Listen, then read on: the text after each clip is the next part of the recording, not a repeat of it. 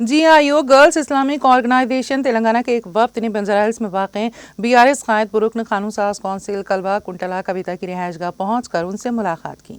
اس موقع پر GIO کے وفد نے تنظیم کی جانب سے سال 9 کی خصوصی ڈائری کلبہ کنٹلا کویتا کو پیش کی۔ اس ملاقات میں GIO کی نمائندوں نے تنظیم کے مشن، کارکردگی اور آئندہ منصوبوں پر روشنی ڈالی اور سماجی و تعلیمی میدان میں خواتین کی ترقی کے حوالے سے اپنی کوششوں سے آگاہ کیا۔ کویتا نے GIO کی خدمات کو سراہتے ہوئے کہا کہ خواتین کی تعلیمی اور سماجی ترقی میں اس طرح کی تنظیموں کا کردار نہایت اہمیت کا حامل ہے۔ انہوں نے GIO کی ٹیم کو نیک خواہشات پیش کرتے ہوئے اپنے بھرپور تعاون کا یقین دلایا۔ وفد میں صدر تلنگانہ GIO اصفیہ انم، سٹی سیکریٹری GIO ثانیہ مریم، CAC رکن GIO حیدرآباد آمت الاسلام شفا، نوحہ غلام، فیڈرل کمیٹی ممبر نیشنل فیڈریشن GIO موجود تھے۔